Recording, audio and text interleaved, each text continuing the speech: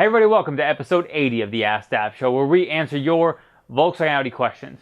On this episode, we talk about 87 octane in a Mark 7 and DSG shifting issues.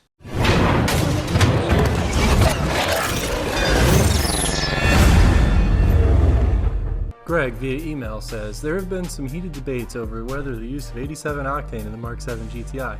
Originally, VW spec'd premium only for the car, which they changed in 2016. Have you done any tests to see the performance difference between running 87 and 91? Some believe there to be no different, while others point to various examples showing large drops in power. Would be great to have a shop confirm one way or another the effect of running regular on cars in its performance. Okay, Greg, so what Greg's referring to is VW changed the requirements for fuel on the Mark 7 GTI on 2015 to 2016. 2016's require 87, whereas 2015's required premium fuel, which would be 91 in California or 93 in pretty much the rest of the country. Why did that happen? Did they change anything accordingly? I've reached out to a couple people just to get an idea. I assumed this was the answer, but I wanted to verify with them that they kind of felt the same thing about it. And essentially there's going to be no change in the vehicle. So most likely why this happened was because pressure for the perception and actual cost of ownership of the vehicle. If you require premium fuel, the obviously the likelihood of somebody having just a higher average cost of ownership is there. And my guess is that probably the engineers or people started pressuring the engineers to say, okay, do we actually require premium fuel to own this vehicle? And so maybe they looked at testing or looked at their parameters and said, okay, this is acceptable to run standard 87 on this vehicle. And so they then rolled out with 2016 and said, you no longer need it. Here's what I'll say about that. You're saying that there's going to be no difference. I would say it probably depends. If you're tuned 100%, you should run premium fuel. Tuned cars are going to have advance in timing, which is going to require premium fuel because premium fuel has more resistance to detonation, which is something that you would get if you advance timing far, which is why you need higher octanes when you do that. That's a foregone conclusion. You definitely, if you have a tune on the vehicle or any type of like piggyback or any of that stuff, you should be running premium fuel, never run a regular. If you have a stock car and you want to run premium or 87, it's probably fine. There shouldn't be any major issues with the vehicle. Know that you're probably not optimizing performance of the vehicle, because if there is any circumstance where the vehicle actually would be able to advance timing, that lack of additional octane could potentially make it pull timing, giving you less power. So if you're not tuned, you're probably not as sensitive to the requirement of running premium fuel. But so technically both are correct. Yes, you can run 87, but I think most people who are experienced with this would say generally the recommendation would be to run premium fuel. That would be the same for me. I'd run 93 if you could. Luis Camacho via YouTube says, does Uniconnect Cable work as a VAGCOM cable too? All right, so this question was asked on a video that I shot a while back showing you basically how to use a Uniconnect cable to flash a vehicle. Anybody who's not familiar, Unitronic has obviously great software that allows you to flash your car from home. They have the Uniconnect cable, which allows you to do that. The Uniconnect cable does have access to scan faults and things like that. Basically going to be able to do that in engine and transmission. But it's not really a replacement for a VAGCOM or OBDeleven, which is obviously a popular item of ours that we are the US exclusive importer of.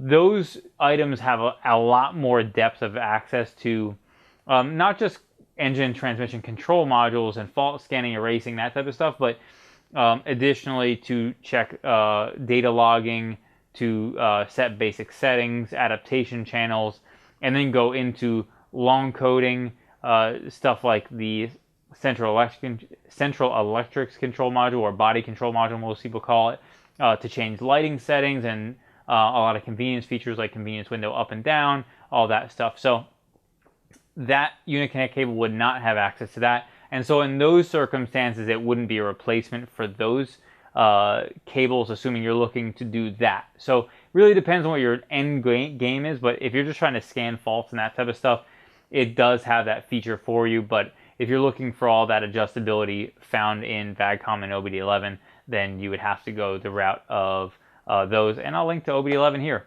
where you can check that out. Ricky Johnson via YouTube says, from what I've gathered from your channel and the Humble Mechanic, the PCV system seems to be the downfall of the 2.0 TSI. Please correct me if I'm wrong, but is there anything I can do to alter the PCV system so I can avoid all these problems with my 17 GTI? Ricky, so you seem like you've watched obviously a bunch of stuff of ours and Charles. Appreciate that, and I'm sure Charles appreciates it as well. And you're wondering if PCV issues are related to the Mark 7. One thing I want to touch on is while both engines, the older TSI engines and a Mark 7 engine cover says TSI on it, they're not the same engine, not even remotely close to the same engine. So any problem that we've talked about on TSI engines, that would be something that I would refer to as a TSI or he would refer to as a TSI, would not be applicable for the Mark 7. At this point, frankly, there aren't any common problems on Mark 7s that we're aware of. I've heard some rumbles about ignition coils potentially being a thing that might be failing at the dealer level somewhat. We'll see if that will continue and then trickle down. The fact that they've been revised a bunch of times makes me think it's possible. So that would be one thing. But TSIs have a lot of other issues that, like PCV is one of them, which causes the rear mantille to blow out. Timing chain tensioners are a problem, which causes the engine to jump time, cause catastrophic failures. Water pumps were a problem. Intake manifolds were a problem. As far as I know, I've heard some people mention that they have Mark 7 intake manifold flat faults. So that could be something that's coming on Mark 7s as well. That's definitely not a catastrophic failure, something to be super concerned about, but something to watch out for. PCV valves. Let's get to that. PCV valves on Mark 7s, as far as we can tell at this point, are actually designed significantly better than previous generations because carbon buildup seems like it might not be a thing on Mark 7s, even though they still have direct injection much like others. And so that for that reason, I would say PCV valves seem to be okay. Again, with the lack of mileage on enough Mark 7s out there, we're not going to know pattern failures yet. You know, a year from now, we'll probably start talking about common problems on Mark 7s when a lot of them are in that 50, 60,000 mile range, and we start to get some age on them. Turksta via YouTube says, I've got a Mark 6 R DSG. It's up to date with all services, including the DSG service, but my car, only when downshifting, sometimes clunks, like from 5 to 4 or 4 to 3 or 3 to 2. I'm currently sitting at 65,000 and I just can't wrap my head around it. Reading a lot and some people say it's normal, especially the R. My car hasn't thrown any check engine lights. It only does this when slowing down on straight roads. Is this normal for the DSG? All right, so Mark 6 Golf R has DSG issues.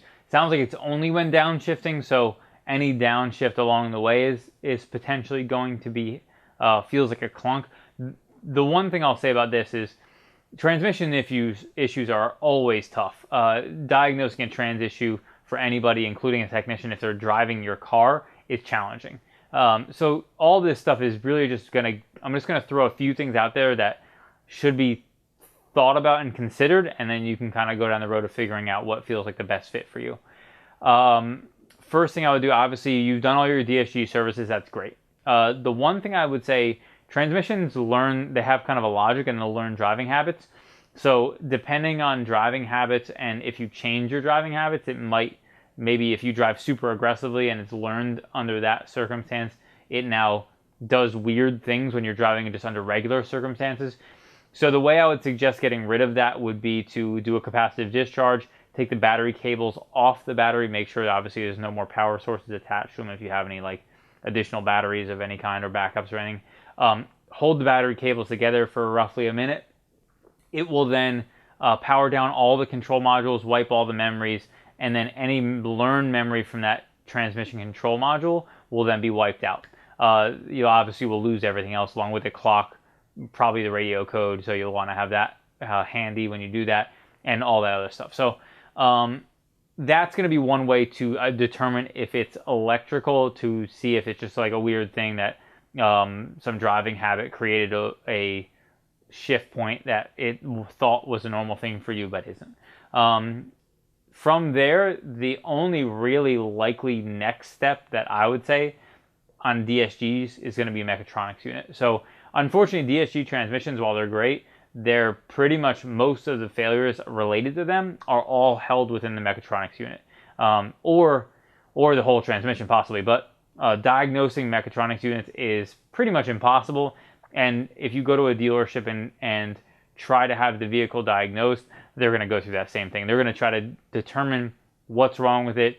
Does it seem like it's a mechanical problem? If so, they're probably going to recommend a mechatronics unit, and potentially price out a whole transmission for as a just-in-case thing. So hopefully that helps and gets you down the road of addressing that shifting issue. Thank you so much for watching episode 80 of the Askdap Show, where we answer your Volkswagen and Audi questions. If you have any questions or comments about the questions answered in this show, be sure to leave in the comments below. If you like this video, be sure to give it a thumbs up and subscribe for more like it.